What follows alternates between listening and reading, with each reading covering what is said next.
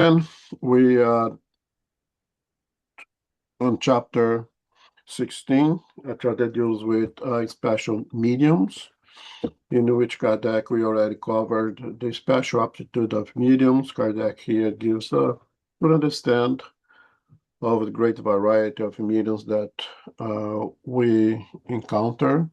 If we are not one of those ourselves, keep in mind, always remind ourselves that we are all mediums at a much lesser degree of what we usually call mediums out there, with the more extensive mediums.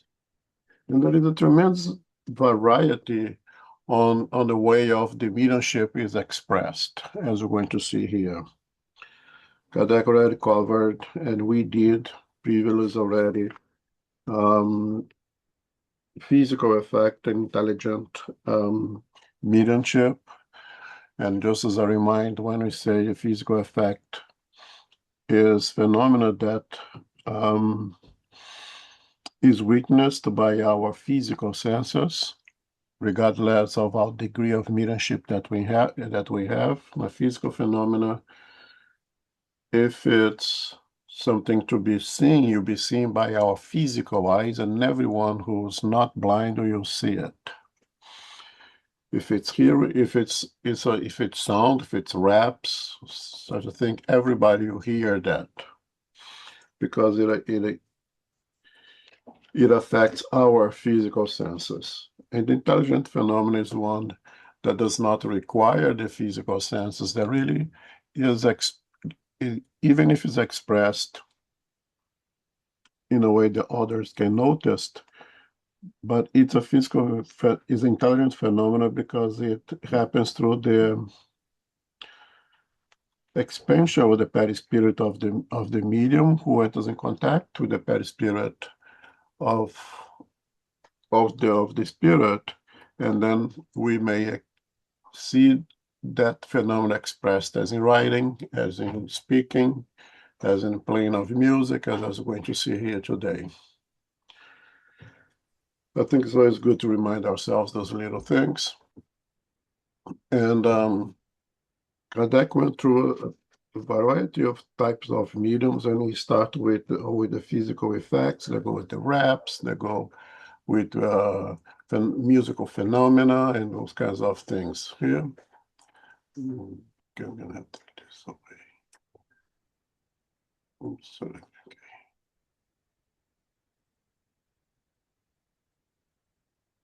And covering the different types of mediumship, we covered all of this last week: the sensitive mediums, natural or unconscious mediums. If anybody has any questions, we can go through it. Don't feel shy to ask anything there.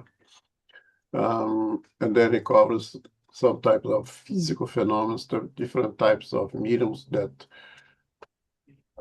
exercise the mediumship through physical phenomena, like typology, motor, medium, musical effects mediums, apparitions, apportations, all those definitions we have studied already. What is an apparition? Is an apportation? If there's any questions, we can go through it if needed. And we stopped last time at 190, is where we should be starting today. We're starting with a special intellectual effects medium. And again, these are not physical effects medium anymore, that there is an action of the medium, in fact, an action of the spirit when it acts in conjunct with the medium, with the attachment, or the not attachment, but the interaction of the two perispirits. Okay, so right, is okay to read? Yes. 190? Yes, 190. Yes. 190. Special intellectual effects mediums, various aptitudes.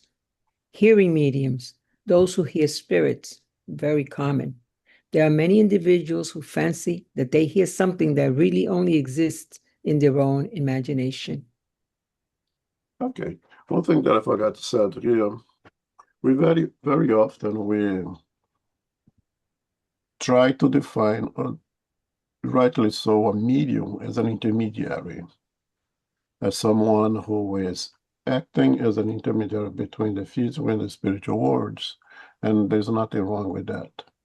But you'll see over here that Kardec expands what is a medium as someone who has a little bit of an more than average open window to the spiritual world, who has a more than average, no, because we are all mediums or we are average mediums, but someone who has a little bit more interaction with the spiritual world, and they don't necessarily act as an intermediary. So if you see like hearing mediums, those who hear spirits, and Kardec says that it's very common. If you hear a spirit and you keep it for yourself, you do not pass it along to anyone. Are you acting as an intermediary? Someone may argue that, oh yeah, it's still an intermediary.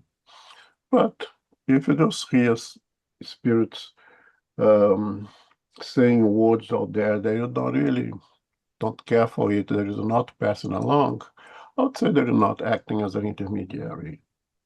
But Kardec is put it still a mediumship, because this individual has this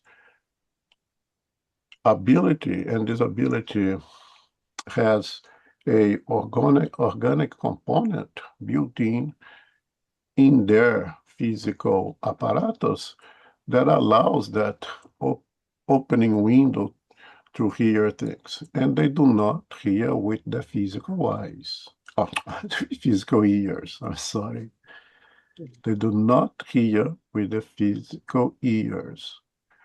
A deaf, a deaf person, and according to our medical science, may be a hearing medium because they're here with your perispirit. Okay, that also tells us that there is something above average of the rest of the population that Kardec defined them as medium. So the definition of medium Kardec uses here is a little bit more expanded than what we very, very commonly say, that we limit the definition of mediums to the one who is intermediary. But sometimes, again, those individuals are not really being an intermediary. Now, there are many individuals who fancy that they hear something that really only exists in their own imagination. One would have to do some kind of exercise, some kind of study to make the differentiation, right? Is this individual really listening to spirits, or is making these things up, not necessarily with the intention of being a charlatan or anything, but imaginary that this individual is really hearing spirits, and in reality, it's not really spirit, it's really from their own imagination. Okay, and also we need to differentiate here from pathology, such as schizophrenia. And schizophrenia hear voices, right? When this pathology is well diagnosed, to use the criteria of the DMSV that the psychiatrist use to make those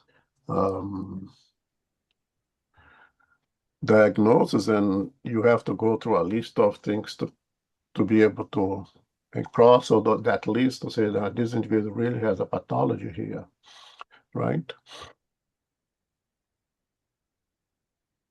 So we have three possibilities. We have to really be a medium, be someone who is not pathological, ill, but create things on their own mind, have their imagination, and there is the pathological individuals. Three possibilities of hearing things, or hearing voices, or hearing full sentences that the people around them does not hear, right? One thing important is, if we exclude the imagination, if exclude the pathologies, then we are pretty certain this individual is hearing spirits. This individual may need assistance from the spirit, from the spiritual center. But I argue that all three can benefit and will benefit from the spiritual assistance. For one thing, the two things may coexist. Someone with a pathology, let's say schizophrenia, may be a medium as well. The fact that they have one does not eliminate the possibility of having the other one, right? You may have a heart attack and heartburn at the same time. They can coexist, and when you get to the hospital with chest pain, the clinician there, yeah, gonna make to consider both possibilities, one or another, both at the same time. So when we talk about those kinds of individuals, we need to consider the possibility of having more than one that can coexist. But one thing for sure, the one that pathology requires pharmacological therapy, psychiatric, psychological therapy, and will benefit from spiritual therapy. All of three possibilities will benefit immensely from spiritual treatment, spiritual therapy. So even individuals who may not believe, may not care for this type of treatment, if they have a loved one, the loved one goes to the spirit center, say, I have my uncle, my niece that was diagnosed with schizophrenia, we'd like to assist this individual, but it doesn't believe in nothing of this. We can still offer assistance at a distance. I think I'm bringing this point up because when it's Kardec, it's very common. It is the high probability that we have someone in our family, someone that we know, that seems to hear spirits. Now, is that really spirits? Is it imagination? Is it a pathology? Is more than one of the things living together? But all of them can benefit from spiritual assistance.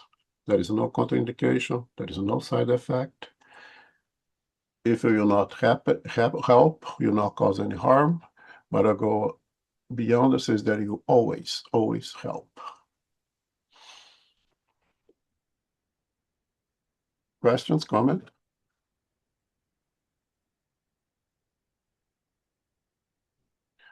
Sorry for going a little bit too long on this one, but I think something that when Kardec says it's very common, we can imagine that we individuals who hear medium are out there, and it's important to let you know that there is help, there is assistance for those individuals.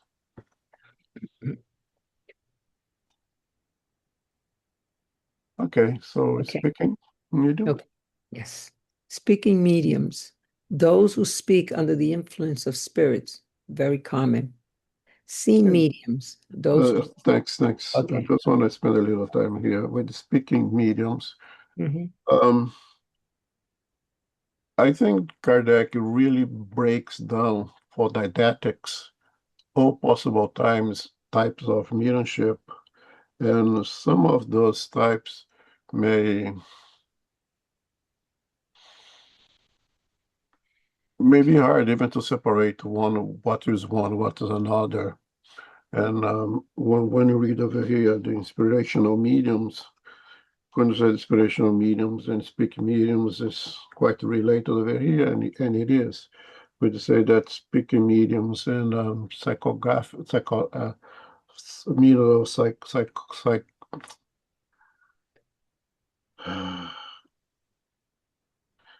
of psychography. Now, psychography is writing.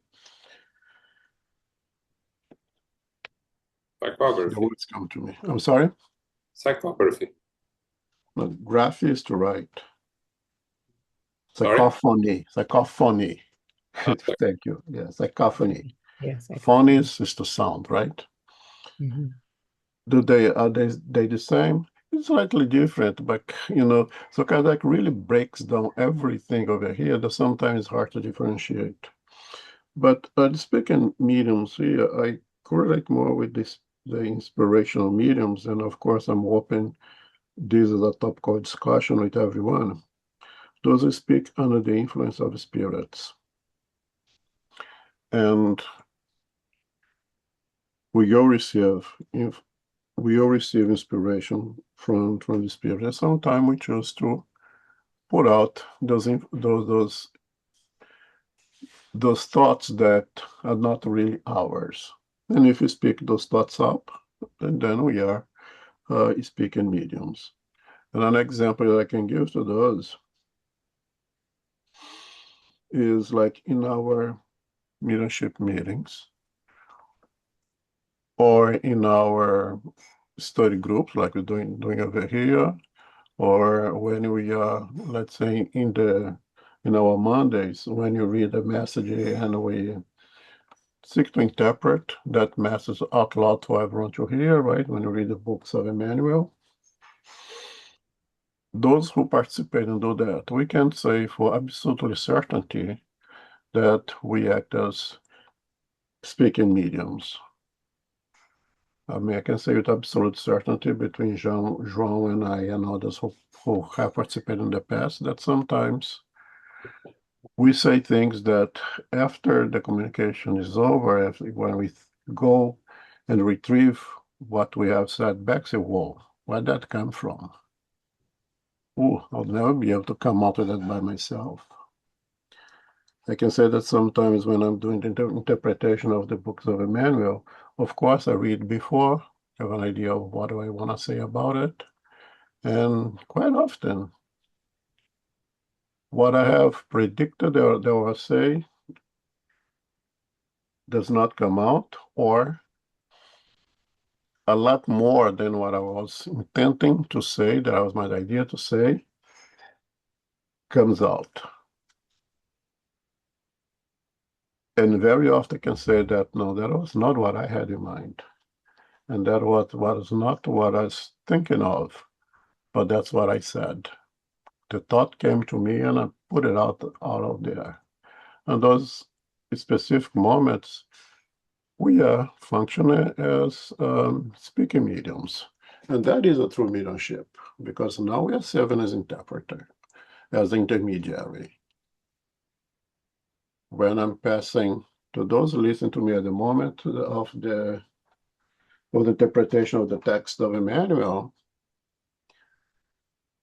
and I receive the inspiration from the spirits, and I verbalize that inspiration, those thoughts, then I'm served as an intermediary. And I'm sure that that happens to everyone who is in that moment, in that proper environment, in which we know for sure that good spirits are there, and they are there to inspire us to help or to provide some good information to those listening. This will happen to all of us. In those moments, we are acting as speaking mediums. And would you say that is the fact, John? Sorry? Would you agree with that? That when we are Yes, doing our dialogues over absolutely. there, we are function as a speaking mediums many times. Yes, I agree. We many times say things that we were we're not thinking about. It comes on when we're doing the talks, and when we are dialoguing with the spirits, we say things that clearly didn't come from us, right? Yeah. So So yeah. I'm gonna jump over here and go to inspirational mediums. Sarayda over here, you see? Yes, yes. Inspirational mediums, those who receive thoughts suggested by spirits, usually without being aware of it, whether for the ordinary matters of life or for great intellectual works. Okay, so that is very much alike and speaking me over here. We're just going to expand the word inspirational Mm. to beyond being just speaking. It may just even be to not speak. You know, maybe you listen to something and you decide that you're going to say A, B, and C, and you receive an inspiration to shut up, and you just not say anything. So those who receive thoughts suggested by spirits, and that thought may say to shut up, right? Usually without being aware of it. Whether for the ordinary matters of life or for great intellectual works. And I think that is very important that we eliminated the idea that when the spirits inspire us is for great things. You know, is to come out with the most brilliant statements and sentences. No, it may be for ordinary matters of life. And of course, most of the time, that would be for us to say something, to act in a speaking medium. Sometimes may not be. Sometimes may be to take a different route. You know, maybe it's gonna be you go home, and we do that very often in the same way most of the time. And one day, for whatever reason, decide to go in a different route. I said, let me go to Google Maps. It's a very different way to get home. I don't know why, but I don't want to go home the way I usually go. And because usually, without being aware of it, you just come to your mind that you want to do something different. I'm making this comparison over here because those two things are very close together, speaking mediums and inspirational mediums. The differentiation being that if the inspiration comes to you and you verbalize it, then you act in a speaking medium. Okay? Comments, questions? All right, so we go back to seeing mediums. So we Okay. complete everything. Seeing mediums, those who see spirits while awake. The accidental and fortuitous sight of a spirit in a determined circumstances is very frequent, but the habitual or facultative seeing of spirits without any distinction is exceptional. Okay. Okay. So the difference over here, while awake, because dreams, we see spirits all the time, but that is not considered mediumship. Sleeping is not considered an altered state of consciousness, and mediumship requires an altered state of mediumship, even if it's so minimal that you don't even understand there is this minimum altered state. So it's very good to make the differentiation. And from time to time, we may see that once or twice in our lifetimes. But when it's really habitual or facultative, I mean that we seek to see, we put ourselves in that state of meditation thing to see, and it happens to us, that makes us a seeing medium. Mm. Okay, now I go back to prescient. Prescient mediums, those who in certain circumstances have a vague intuition of future common occurrences. Okay, we already covered prescient mediums very well before. Yeah. Those are mediums that maybe by themselves or being anemic, they are able to reach conclusions of following events that will occur based on present events. So it's an ability to analyze what's going on now, and from what's going on now, they can conclude that if things follow the same path, A, B, or C will happen in the future. Or it may be inspirational. It may be that spirits and the spiritual who have a much greater ability of making that analysis and reach that conclusion because they have a much greater ample view of things that are happening now, and because of the experiences, they can conclude what's going to happen later on, right?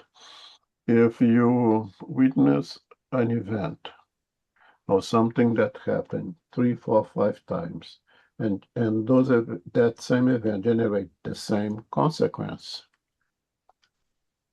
and we witness again a few years later, what do you think? You think, well, we can expect the same consequence, of course, that it has repeated itself many times, right? So it's easier for a spirit to see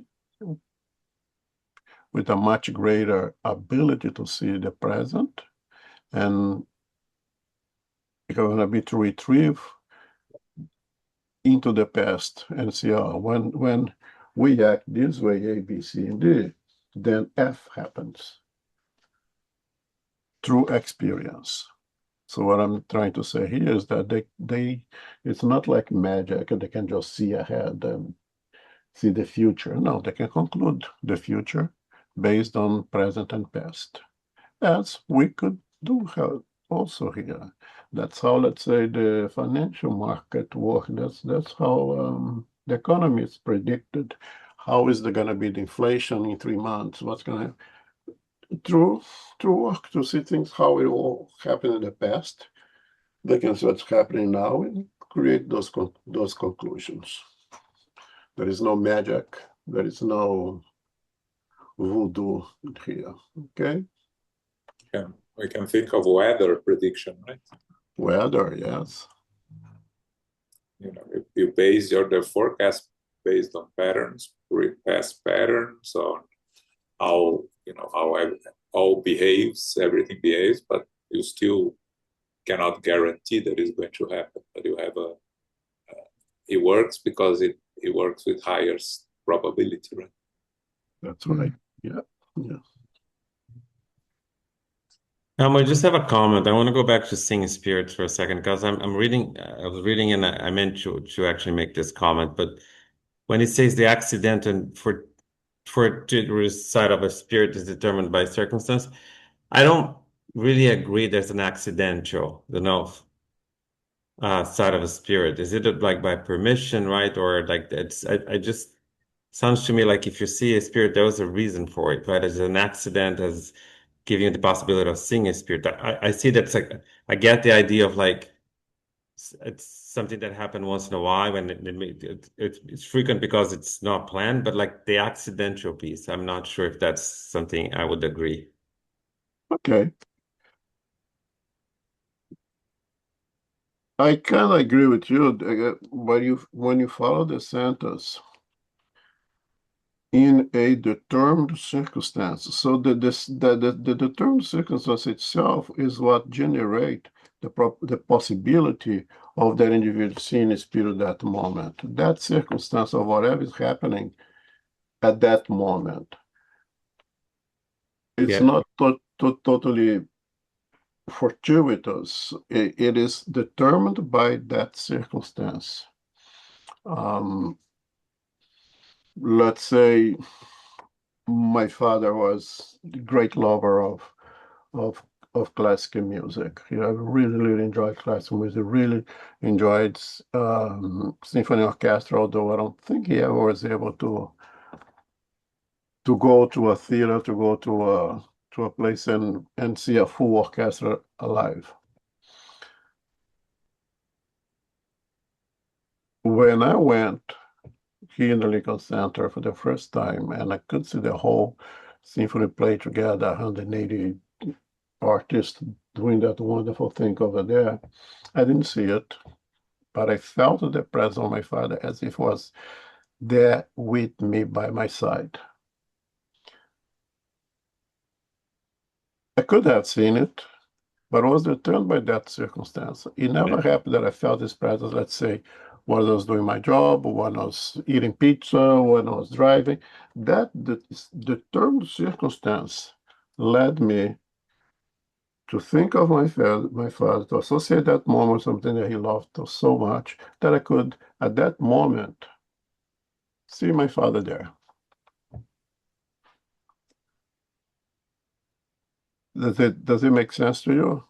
Yeah, and I think, look, it makes perfect sense. I mean, it could be also something my mind is creating, right? And obviously the spirit could be there. And I'm just talking about the effect of actually materialize, right? Spirits showing themselves to you.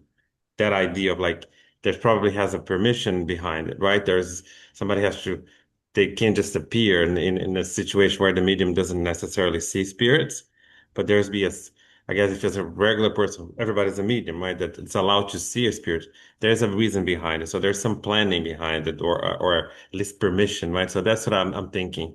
Like my mind can create the vision of a spirit that I was very connected with, and that now might necessarily be the spirit, but my mind creating that image, right? But like the apparition of a spirit, really, I think that takes more than just accident. That was my whole thought behind it. Okay. Yeah, Yeah, when Kardec puts over here, when we talk about hearing mediums, there are many individuals who fancy that they hear something. Is that could we take yeah, the word hear to see? You could say there are many individuals who fancy that they see something that they really only exists in their own imagination. Could be. That is a possibility. But assume that it's not an imagination, that individual actually really saw the image of an spirit, a loved one, or no, rather to be a loved one here. When you say the word allowed, yes, in a sense that the spirit has to be in condition to appear there.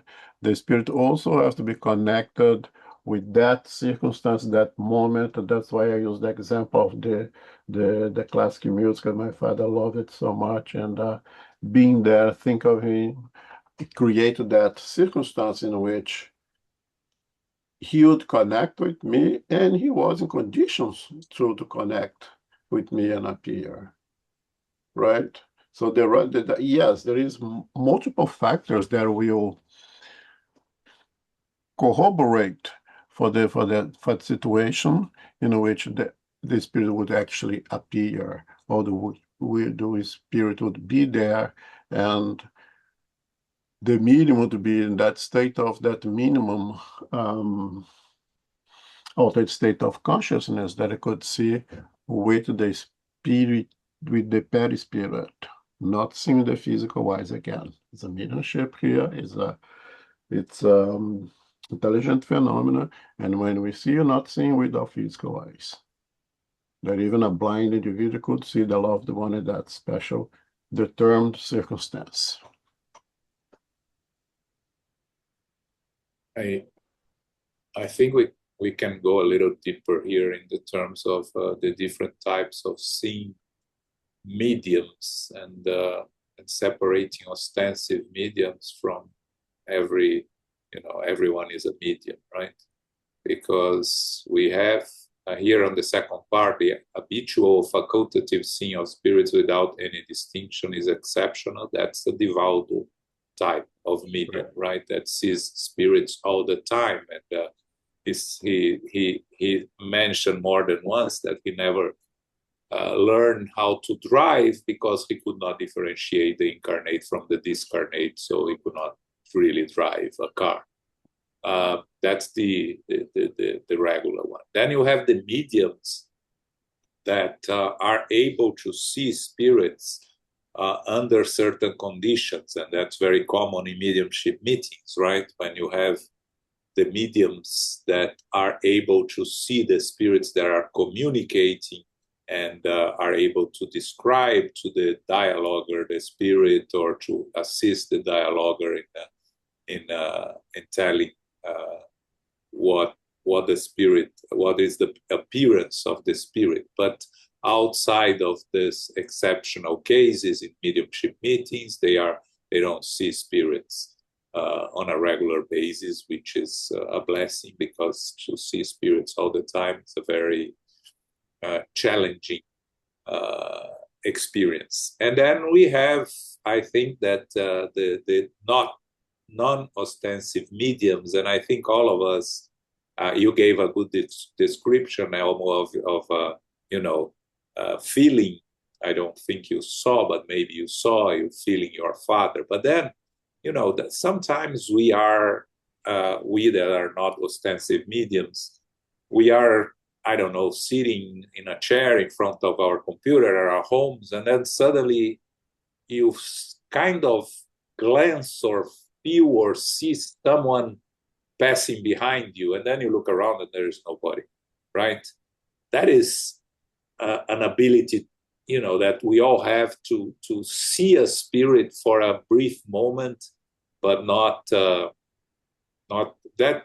I think that would be the accidental that says there, Rogério. Yeah. And again, he has. I think that the sometimes the accidental here says that the spirit doesn't necessarily want or care to show to us, but we have this sudden ability or sensation or something that we see the spirit, and then it disappears. So I think it's we can do a whole talk on seeing mediums, right? But I think it's important for us to try to distinguish between these three types, right? Yeah, I agree. Very good. Okay. Any more? Good. Okay, so you did prescient medium. And so going back to the prescient medium, I also wanted to mention, when we talk about predicting the future, right? We talk many times about going on top of a mountain, seeing the car coming. There is a hole. You say the car is going to fall into the hole. Yeah, that's predicting of the future that not necessarily will happen. But I think the prescient mediums, I always remember Danny foreseeing the tsunami, right? He's a medium, and that's a prescient medium, right? When you see something that is going to happen, he had I think he saw it, or he felt it, or he dreamed it. I don't remember exactly, but I remember clearly he mentioned it. It was, if I remember correct, like 2 days before, right? Yes, something like that. Yes. Yeah, but I think it was 2 or 3 days before, which is, again, there is no magic about that, right? There is that huge earthquake that happened in the bottom of the ocean that you will generate that huge wave about 2 days before, because it was very far from the coast. So he had the ability of seeing that himself, or he was warned by someone else, and it's still in the case, that the probability of a huge wave happening because of the earthquake that happened at the bottom of the ocean.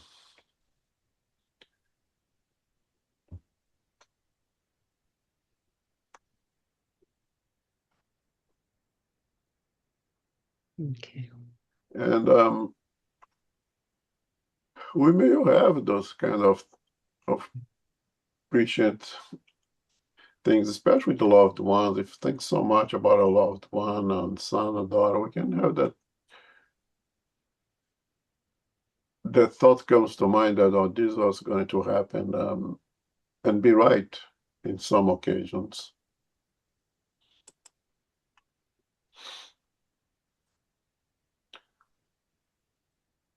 Let's look at Exodus prophetic. Okay. Prophetic mediums, a variety of inspirational or prescient medium who receive with God's permission and with greater precision than prescient mediums a revelation of future events of general interest, and who are charged with transmitting it to others for instructive purposes. If they are true prophets, there are also false ones who take the delusions of their own imaginations to be revelations, whereas they are, in fact, pretenders passing themselves off as prophets out of ambition. Okay. Thanks. So you can see here how this didactic breakdown of the different types of mediumship can actually kind of blend with one another over here. Now you get prophetic mirrors. God actually is a variety of inspirational or prescient medium.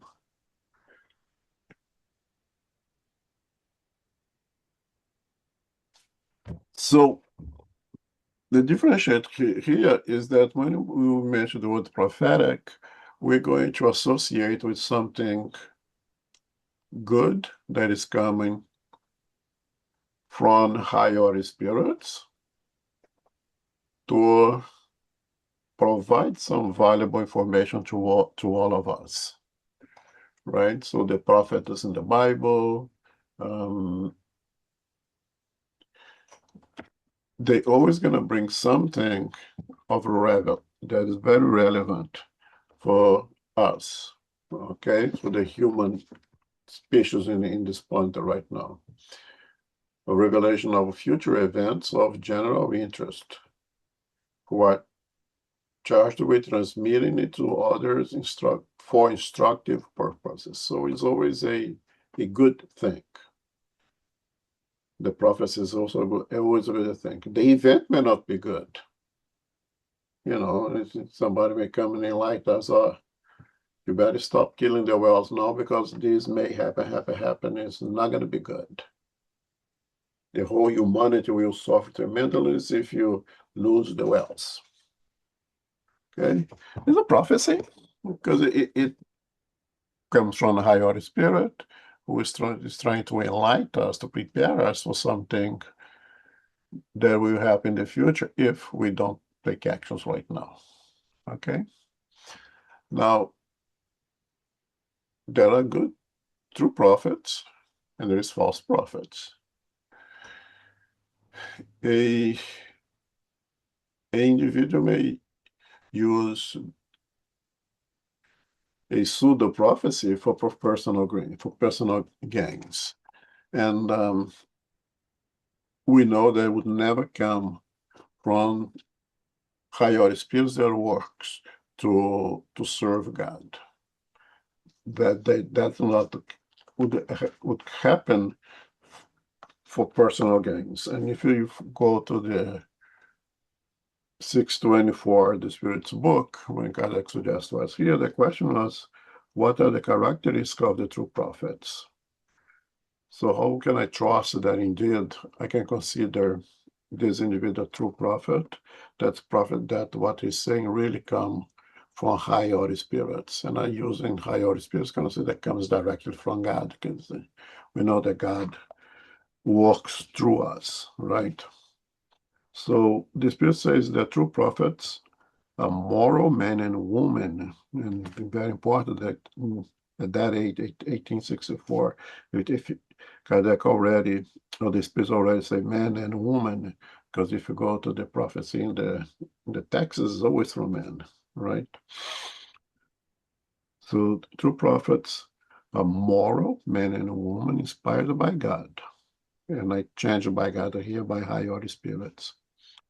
We recognize them by both their words and their deeds alike. God would never rely on the mouth of a liar to preach the truth. So the first thing to consider is the moral quality of individuals and how do you kind of judge, because again, we need to judge. We judge by their words and by their deeds alike.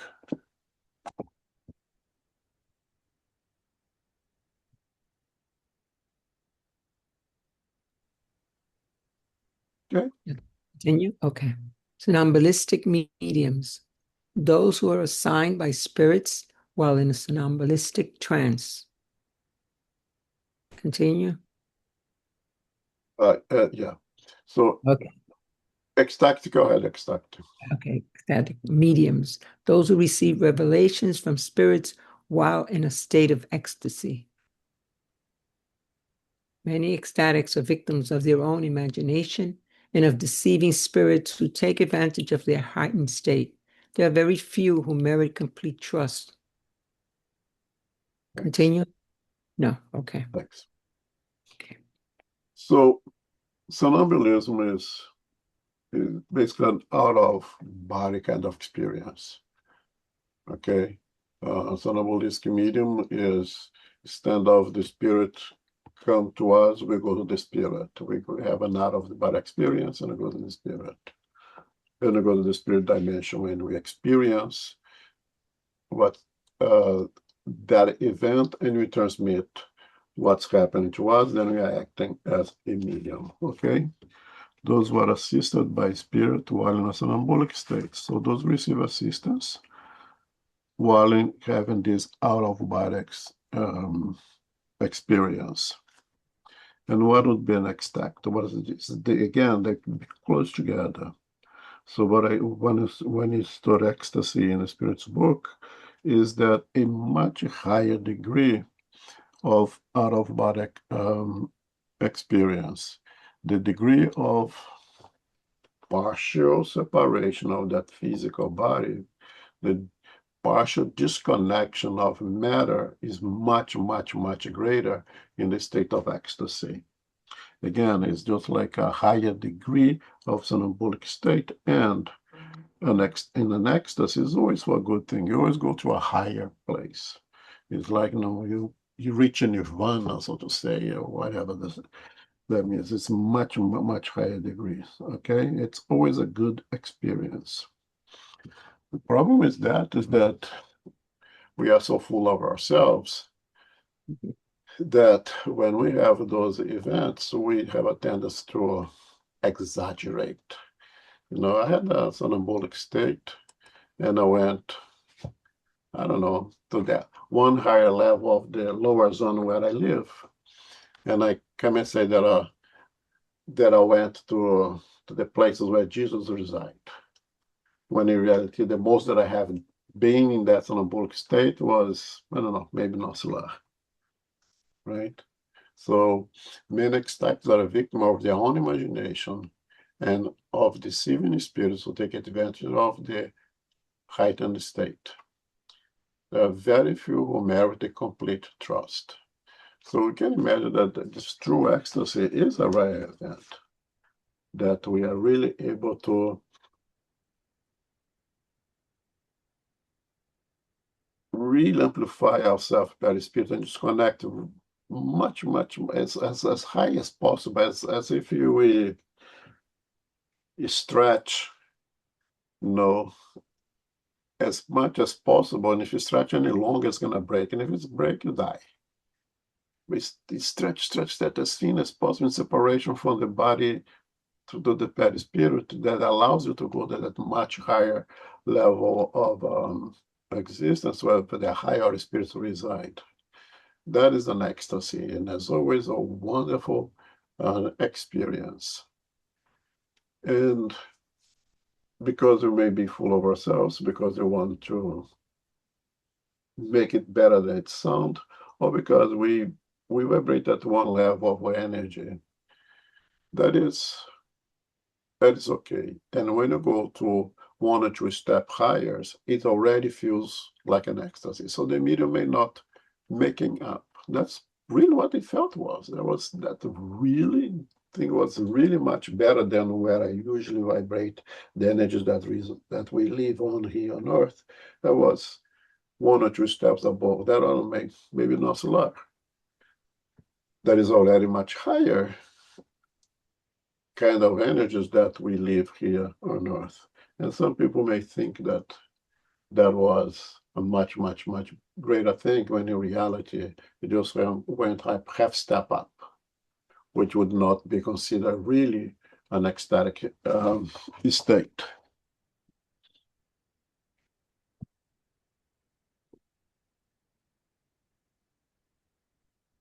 Okay.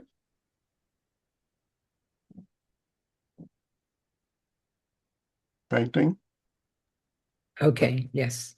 Painting or drawing mediums. Those who paint or draw under the influence of spirits.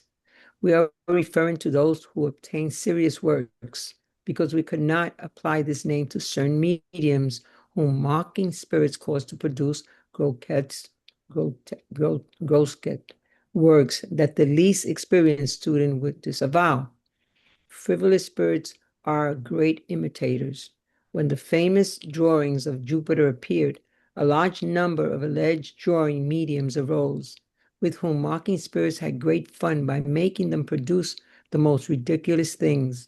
One of these spirits, in order to eclipse the drawings of Jupiter, if not in quality, then at least in quantity, caused a medium to draw a monument that required so many sheets of paper that they could be stacked to the height of a two-story building. Many other mediums were made to draw supposed portraits that were merely caricatures. Okay. Again, this is not a physical phenomenon. It's not the production of painting by a physical phenomenon. This is a medium receiving the inspiration, receiving the know-how to produce a painting or a drawing from the spiritual world, working as an instrument at the hand of the spirits to produce a painting or a drawing. Again, it's intelligent phenomenon.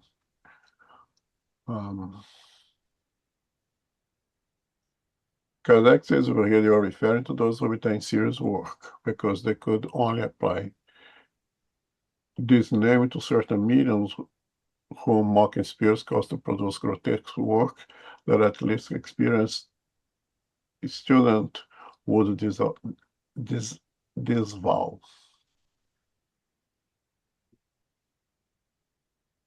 Kardec is point over here that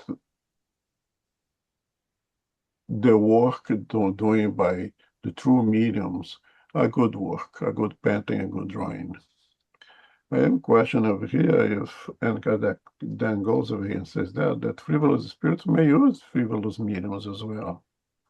That has the ability to produce work. One differentiation here is that in order for a good artist to produce a good work, he needs to have a good instrument. In order to, let's say,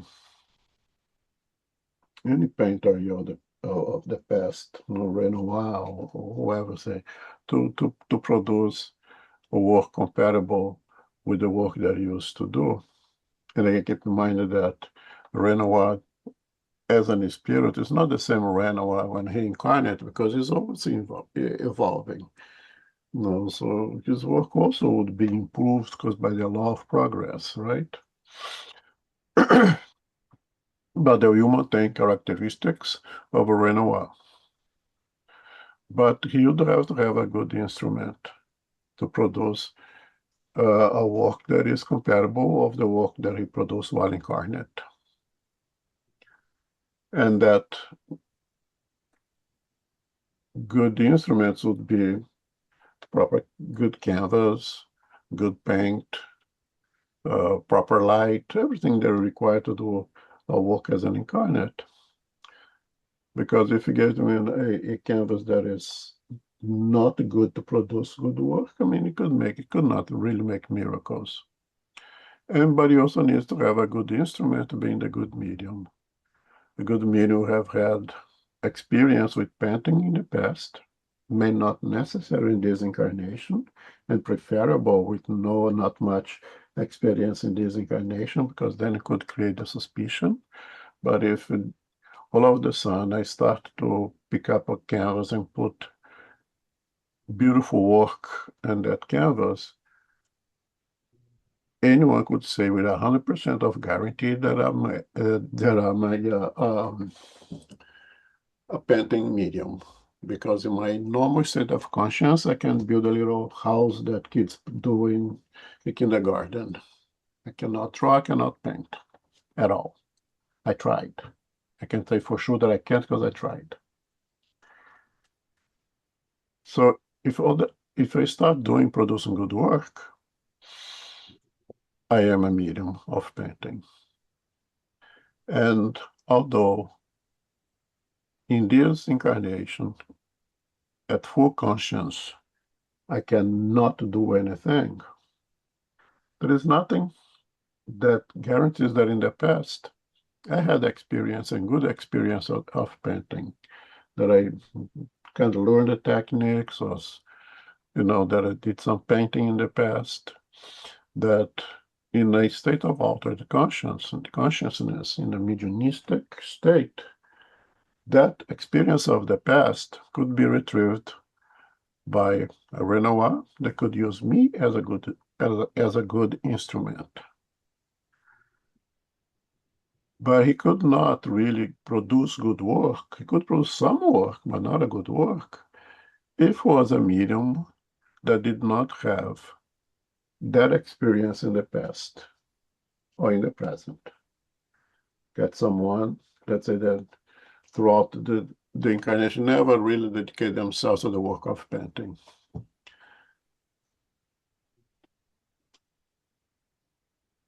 But there are spirits over there that will take advantage and get any medium, make them put some work in a canvas and say, and make the mirror sign underneath Renoir.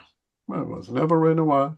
The work, anyone who knows Renoir will say, no, it doesn't match at all.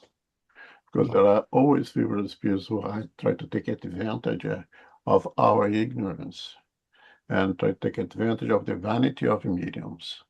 Oh, I am the medium of Renoir, right?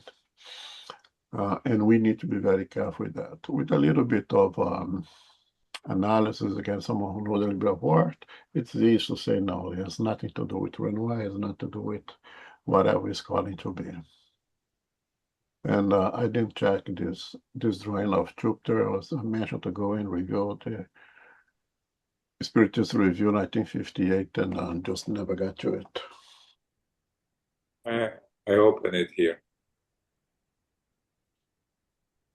I have the drawing that appears in the 1858. I'm going to share. You see? That's Mozart's house by Victorien Sardou, medium, supposedly in Jupiter. But I read the text. There is not much more to say about it. It's Kardec just discussing the validity of presenting these findings. And he says, the people question why waste our time trying to present this sort of things. That Kardec says, well, you can question the validity of astronomers investigating the universe. What purpose does he have for us? And but I think it's an interesting drawing. But wait, in this article, Kardec said that he believes that is really a true representation of Mozart residence. No, it does not. No, the opposite. Yes. Okay. He's just presenting. Okay. And again, we have to remember that the Spiritist Review was used as a laboratory for the experiences of Kardec. Not everything that is there is to be taken literally, right? Because he was just publishing things and articles and experimenting and opening for discussion. Whatever he published in the books of the codification are the things we have to take it to the letter. But the Spiritist Review, many of the articles, we have to take it as an experiment that may or may not be what is real, right? Yes. You can go back to share your. I left you. You have to share again.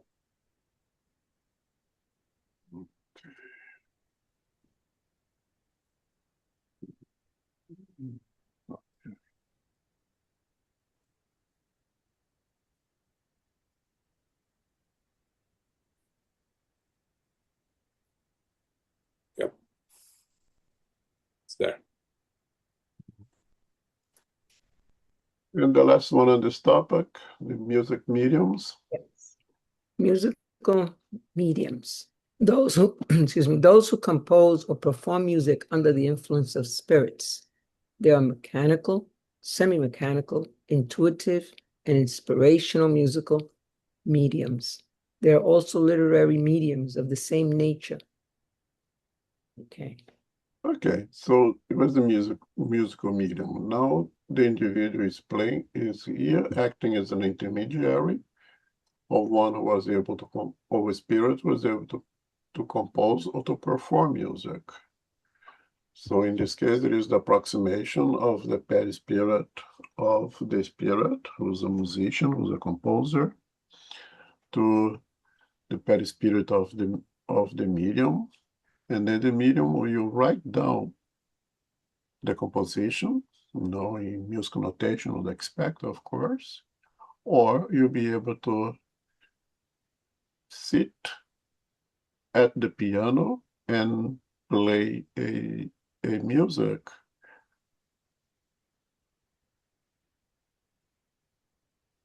Or better yet, the spirit will be able to play the piano using the medium as an instrument. We're going to use the medium's hand to perform what the spirit wants to perform. So that is a true intellectual phenomenon, which is different of music effect mediums. That if you go back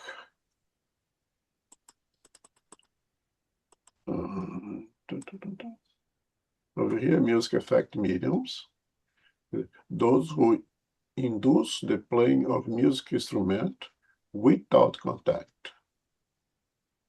Then here is a very, like back here is a very good example to differentiate what is a physical phenomenon from an intelligent phenomenon. Now here, through the effect of ectoplasm, that will cover that instrument, that piano, and the spirits will make that piano play music using the ectoplasm from a medium of physical phenomena. That would be a musical effect medium, which is completely different than what Kardec describes here of the musical medium. Is one who has the approximation of the true perispirit, and then the spirit will use that medium as an instrument to write a composition or to play a music in an instrument.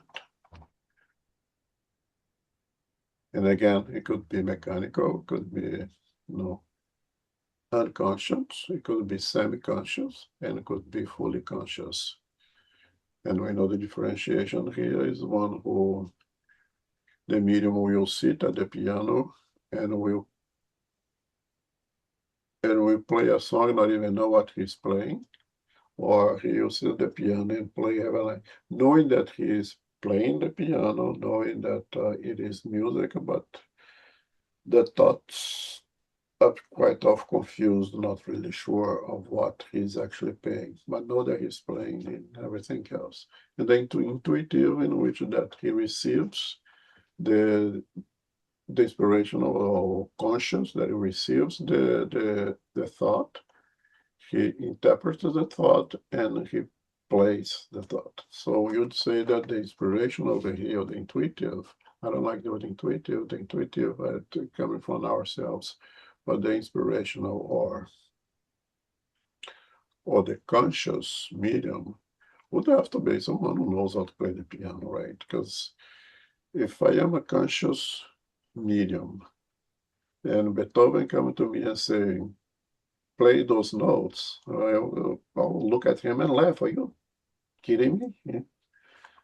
You go better find a medium who knows piano, man, because I'm not your guy, right? But if I'm mechanical, or if I'm a conscious medium, and if I had experience with piano playing in the past, maybe I could serve as an instrument to Beethoven, right?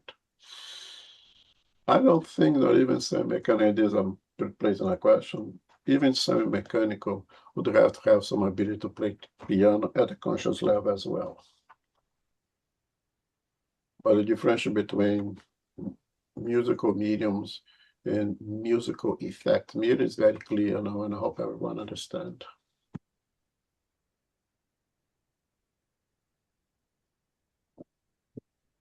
Comments, questions?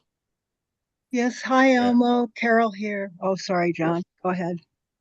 No, go ahead, Ken. Oh, okay, thanks. A general question. What about mediums that have the abilities to perceive fragrances and tastes during their communication? Maybe if you have any expansion on that, I'd appreciate it. Thanks. Um,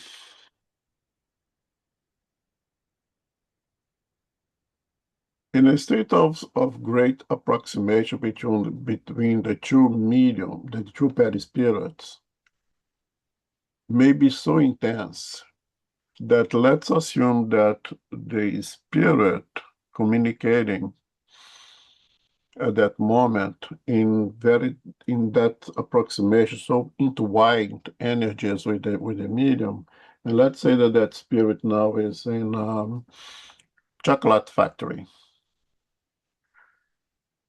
and the spirit who received the sense of the smell of chocolate through its whole perispirit does not have that specific organ for olfaction.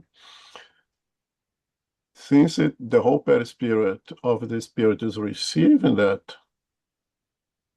sense the smell of chocolate, and the two perispirits are so much entwined now that the medium also will share that experience of the smell of chocolate. Okay, we could call that an intelligent phenomenon. The degree of approximation is so great that they share what they are smelling at that moment, or they are seeing at that moment, or any of the senses, because the senses belong to the perispirit in reality, right? From the perispirit, it passes to the physical organs. If the physical organs is able, has a good nose, then it will translate that. And the medium will say, "Oh, it smells like chocolate here," and it may be in a mediumship meeting with this absolutely no smell of chocolate. Or it could also be a physical phenomenon in which the spirits bring on the smell of chocolate from somewhere else, but if it's a physical phenomenon, everybody will in that room will feel that smell, because that smell will be perceived by our physical senses. Does it answer your question? Yes, I think generally, because I think from what I understand, like some mediums, especially have that ability, not all the time, but some of the time, especially if maybe they're called upon to have a better understanding about how a person may have experienced their physical death.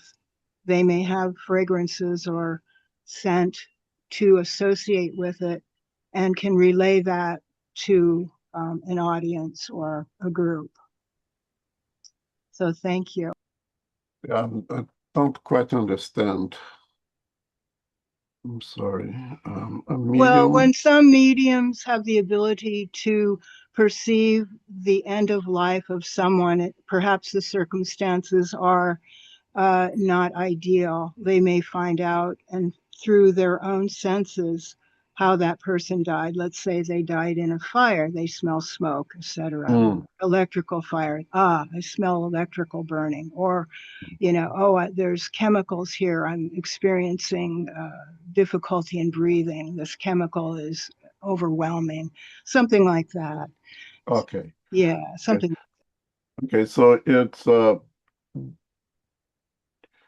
medium will relate what the what the spirit is feels. In this case, the smell of fire, the smell of smoke, right? And because that spirit is still with his mind so much impregnated at that moment of death that it continues with the smell of smoke, that and the perispirit is so attached that now the medium will also have that same kind of smell.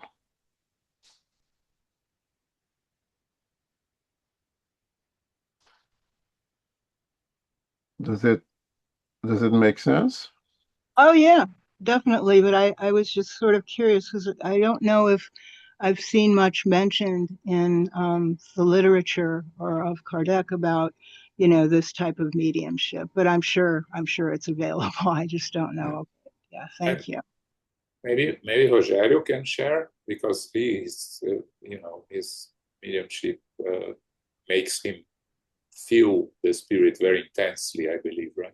Yeah, I was actually gonna say something. I think that the proximity of the perispirit of the spirit of the medium sort of there's a transmutation, I'll say, of energy, and that sort of kind of create the impressions, right? A lot of the times when I'm receiving a spirit that has, for instance, committed suicide and there's blood involved, like I'll taste blood, like that's not obviously not mine. So it's an impression that that spirit has brought with it. That's basically translated into my own senses because of proximity, and I guess they are communicated. So I guess it's a mix of their thinking, right, and the proximity of the perispirit who has that very visceral reaction to what's happening. So a lot of the times I do feel I've smelled roses or flowers in the spirit, like if there's a mentor that's communicating or a lot of light. But the opposite, I also always was left the impression of, if there's something tragic happened, that specific way of, passing kind of gets imprinted in me for a few seconds. And I think that's just the spirit sensory uh, sort of um, field that sort of get translated into my own. So I think there's a lot of that involved. I don't know if that helps. Oh, yeah, absolutely. Yeah, yes, thank you. Thank you very much. Thank you, Rosario. Another possibility I'm thinking here now is in a sonambolic state, because in the differentiation, very basic I'm making over here. Let's say in a mediumship meeting, the spirit comes to the environment, associate its perispirit to the perispirit of the medium, and of course the medium will experience everything that the spirit is experiencing, including the sense of smell. Okay? Another possibility is in a sonambolic state, that now, instead of the spirits come to me, I go to the spirit. I'm in a altered state of consciousness, and we have a much greater partial separation of the physical body, and I go into the spiritual world in a partial out of the body experience again, and I go to where the spirit is, and the spirit is in that place of or on a horrible smell, let's say, in the lower of the lower zone. And the spirit and the medium in out of body with the perispirit will sense that horrible smell of whatever's happening in the lower zone. If the spirit is, let's say, by the ocean and sitting at the beach, it may smell the ocean. Because the spirit is going over there. And again, the senses really belong to the perispirit, or to the spirit in this case. So there's two possibilities I'm thinking over here of that sharing of the energy that you perispirit, or the spirit or the medium will actually go there in out of body experience in a place where there is that or that sense or that smell in the air that the perispirit will perceive. And that may be translated to the physical body. I Just have a a comment. Sure.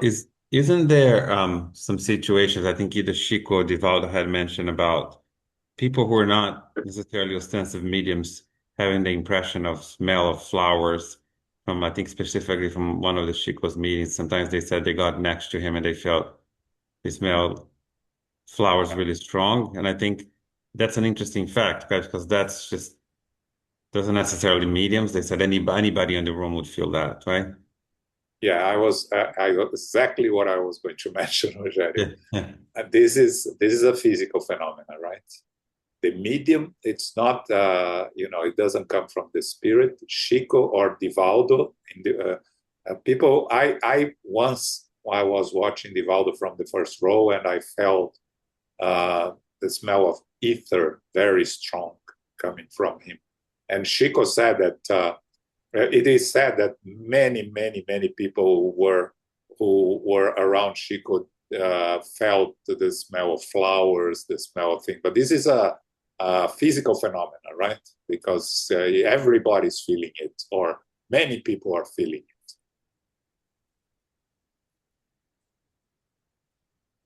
Yeah, the spirit of Shayla, every time she would come to work with Chico, she would bring the smell of flowers. And everyone in that room would smell the smell of flowers. That's the physical phenomenon. Just going back to inspirational musical mediums, right? We don't have Fabio or Ricardo here with our two musicians, but we hear stories of composers that wake up and compose music, which is really going to the spiritual world and listening to it and waking up and composing it, or there is this famous case of Paul McCartney, right, from the Beatles, when he composed Yesterday. He started writing. He wrote not the lyrics, the song. He wrote the song, and then he took to George Martin and took to other people and said, I just finished this song, but I don't think it's mine. I think I heard it before. Have you heard before? I think I'm copying something. And he was sure that he was not the one that composed. And everybody told him, listen, no, we never heard of this before. More than one person told him. So then eventually he wrote the lyrics, and Yesterday is the most covered song in the history of music, right? So it came as an inspiration from something that he received from somewhere. Yeah, I think Paul McCartney was, or is, a medium, because the song Let It Be also, he states that he got that song from his mother in a dream as well. And that the moment of his life that everything was difficult and he was struggling with circumstances, and the mother in dreams said, let it be. And the music comes from that as well.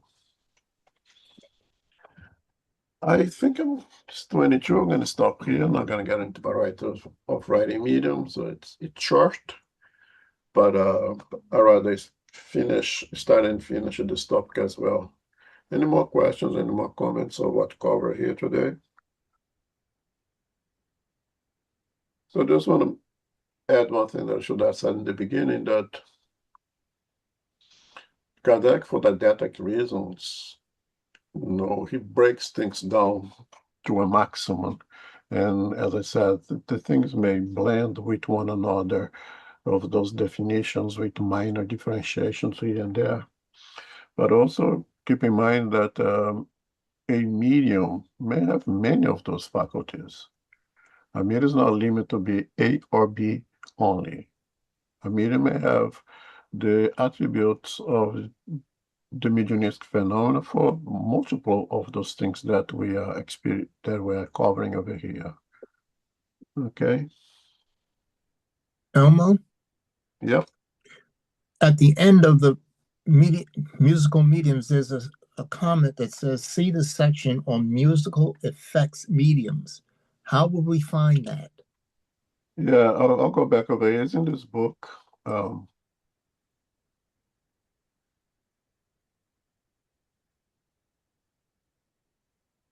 There.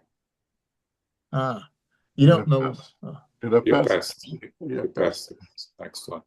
Yeah, there. Oh, back. What section is that? One Go back. up a little to give me the number of the section.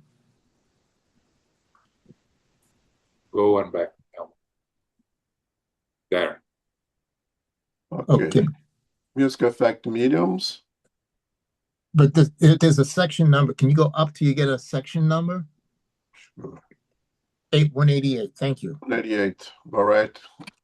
Thank you. Almost all types of leadership.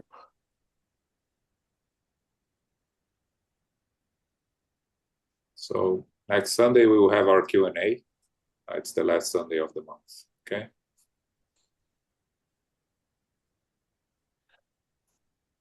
Okay. Any more comments? Thanks for the participation.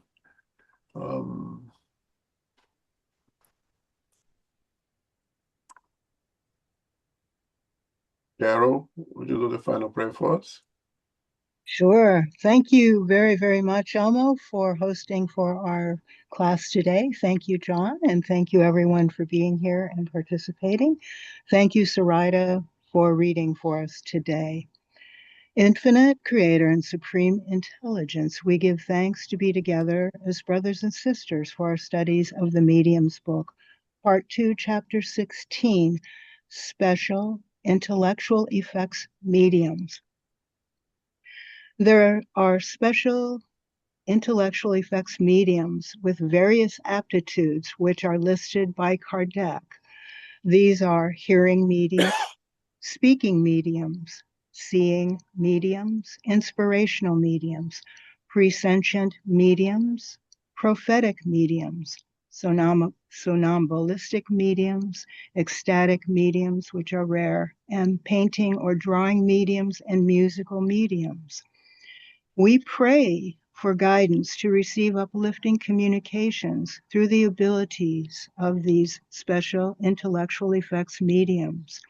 And may we be protected and blessed each day and night for the details and depth of our studies.